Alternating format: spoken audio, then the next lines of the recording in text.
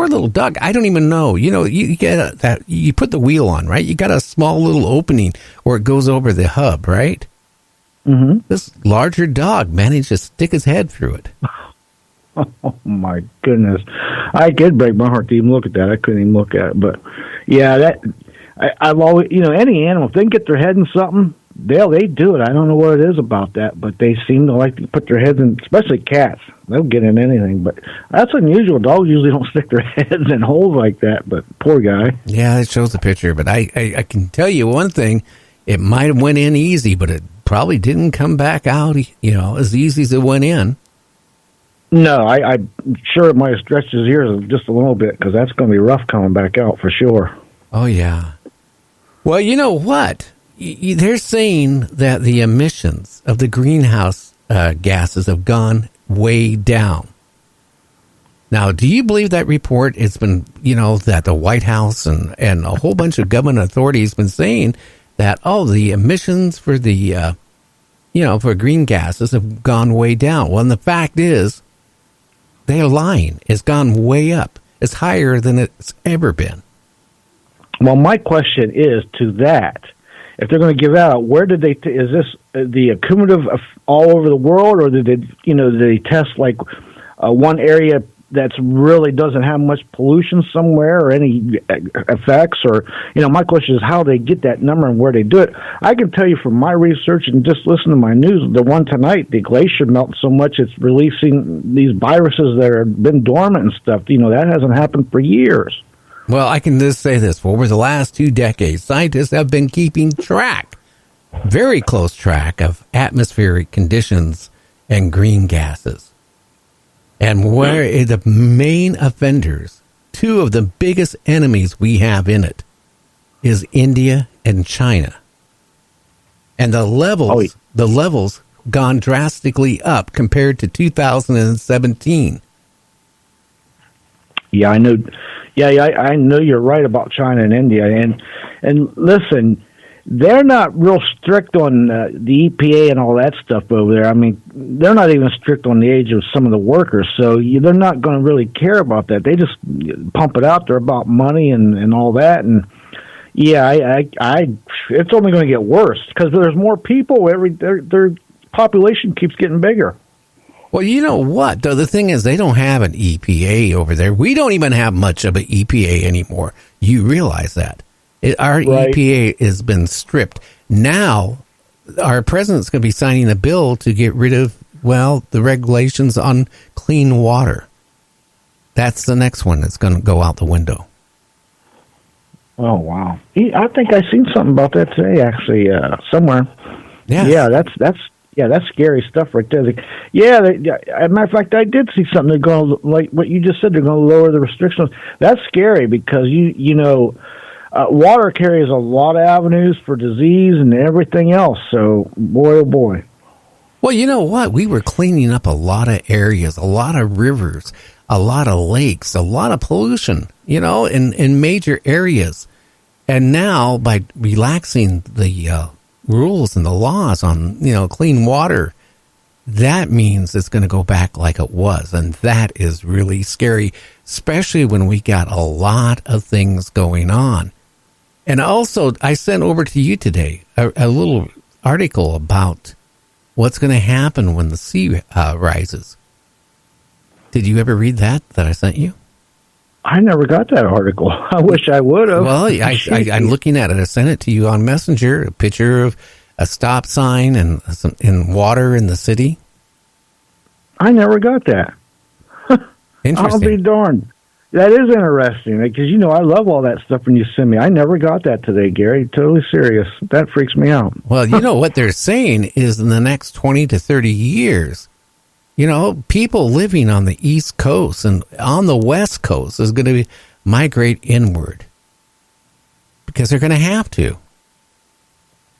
Yeah, you're absolutely right. I mean, it's just a matter of time before half of California and the East Coast where you're at, or West Coast rather, and even further in Florida and surrounding coastal states are going to be underwater someday. It's just a matter of time. Yeah, we're not talking that much time. Here it is right now. Look at the year, 2020.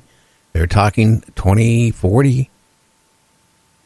Oh yeah, 20. Listen, I've been preaching on here for how many months that 2040, the population will probably be close to double by now, and that means a lot more consumption, a lot more material, a lot more waste, and it's a recipe for disaster at all aspects, with the global thing, diseases, food, famine, drought, you name it. Yeah, that's like here in the state of Washington. All these big bottling companies are coming in and buying, water rights everywhere. And because they wouldn't be buying it because they're just, buying it. They're buying it because they know what the future is going to be for clean, fresh water. You look at states like California. Yeah, they had this super rainstorms last year. But California has been technically in a drought for many years. There's certain parts in California, for example, you can't even water your yard, because if you do, you get a heavy fine because the water is in very short supply. If you go around the Bay Area, you go around where all the farms are in California, their irrigation canals have very little water in them. It's scary. Yeah, you're exactly right. It's been a drought for a long time. And be honest with you, Los Angeles and the surrounding towns and counties, they had water trouble at the turn of the century. That one guy, I can't think of his name, but he created, which turned into, I think, what they call the LA River, but he funneled all that water down from the mountains. I forget how many miles long it is. But there was, it's water stricken, and that dates way back. You're talking 100 years or better. And if it hadn't been for that, they would really be in trouble today, or would have been. Well, yeah. Well, they also import a lot of water into California from surrounding states. So, I mean, again, I think 2040, right around there, well, we're going to have a lot of water in our country, but unfortunately, it's not going to be fresh water. So I don't know. I would not be looking at buying. Well, depending on your age, if you're an older person, go ahead and move to Florida. But if you're a younger person, I would avoid any buying property close to anything near the oceans.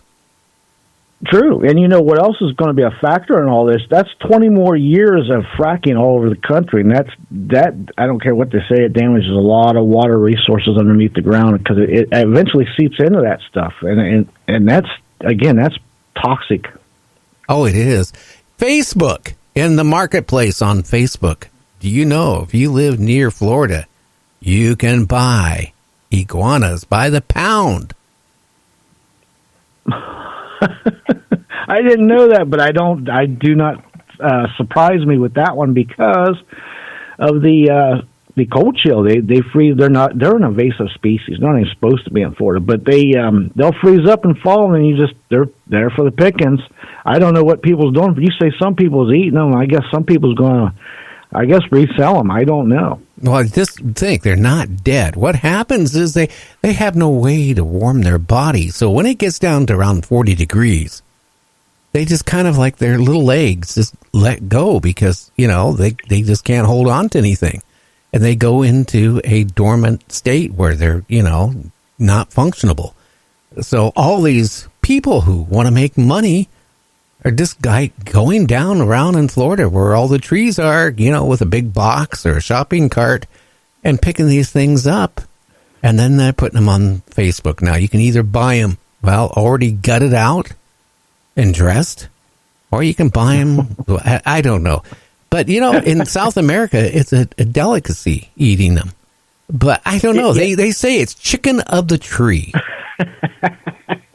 That's hilarious. I mean, listen, I got news flash for people. Reptiles do not taste like chicken. I know that's a misnomer right there. It's not true.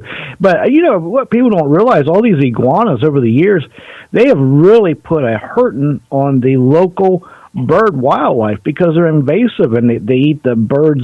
They're up in them trees for a lot of reasons. One, to eat eggs and birds, and it really puts an effect on the local wildlife. Well, now they have to be worried about, because they're the endangered species. Because as long as, it is cold in Florida and going for this cold, hey, people are going to make money off of it. I don't know. I couldn't sit there, no offense, and eat a lizard. I just couldn't do it.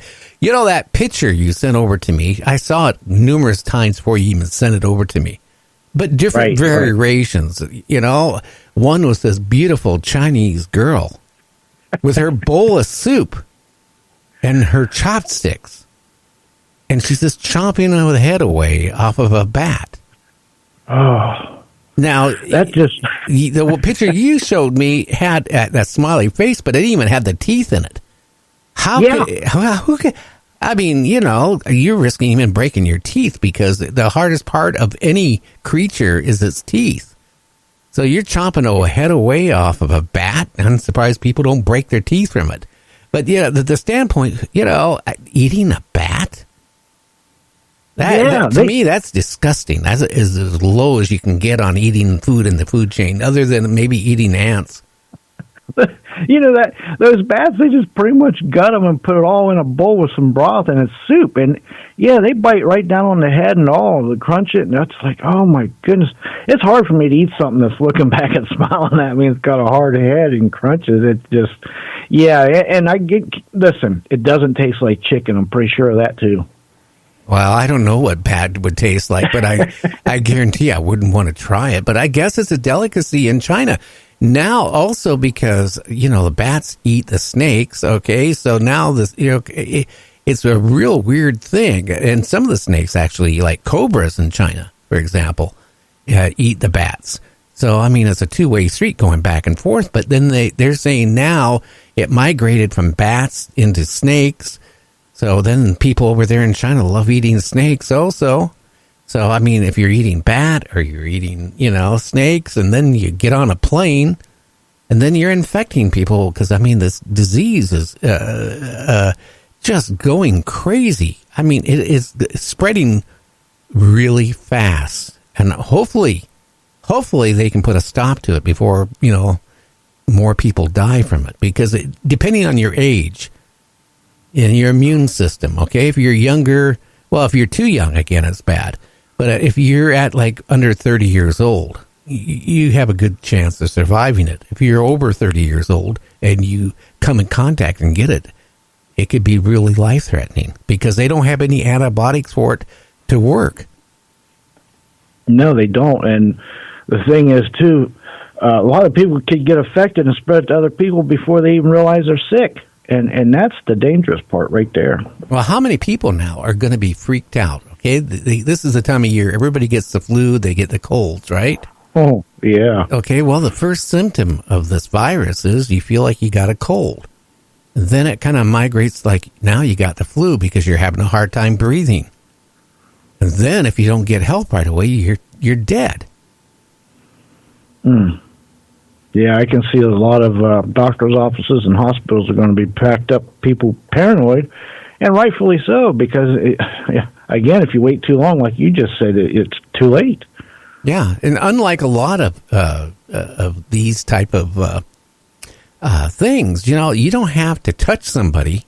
It's just breathing in the same room, coughing, any of that stuff. You know, if you cough and you're in a little room, for example, like a 10 by 15 foot room, and you cough, and there's people in that room, you're infecting those people. The same, like I said, if you're in a cabin of an airplane or on a train or any of that thing, you're going to infect a lot of people. Yeah, you are. If you ever seen somebody that cough without holding their hand over their mouth, like in a blacklight or something, you would be shocked at how much that spreads out through the room real quick, like you're talking about. Oh, yeah. Well, anyway, we're going to go on break. We'll be back in 2 minutes. You're listening to Night Dreams Talk Radio After Dark.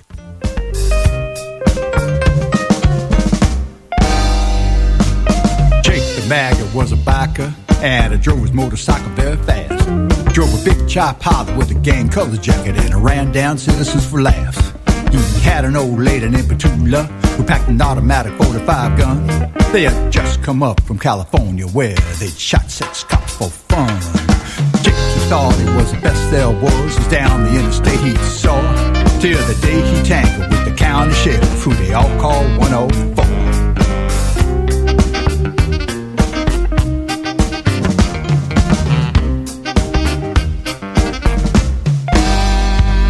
It was late he was feeling kinda mean, 'cause he just run out of his